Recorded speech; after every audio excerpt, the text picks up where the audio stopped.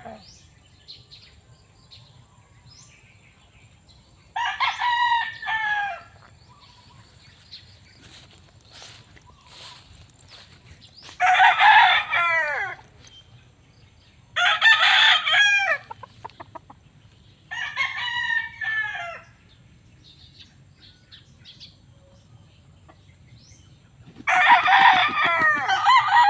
tayo mamaya guys.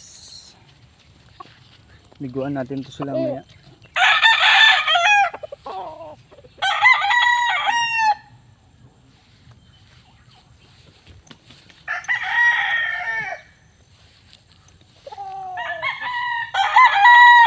Si 2 times winner.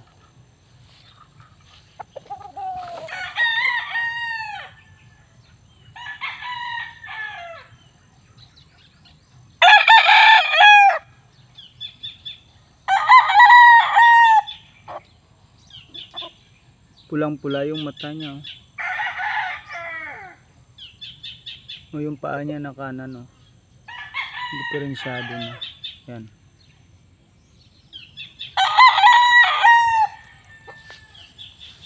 Salbayan.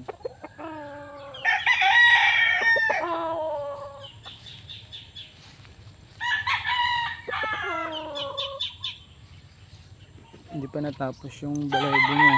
Tumubo.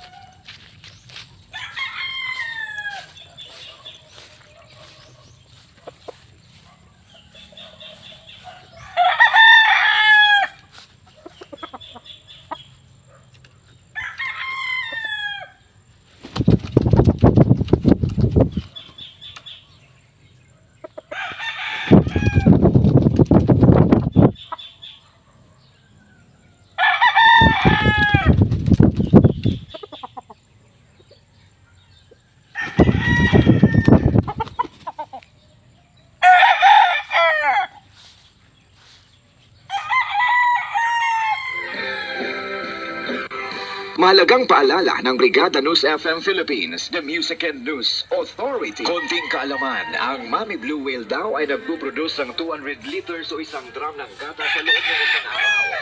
Napakalaki kasi nila at umaabot naman sa 200 pounds ang kanilang mga baby whale.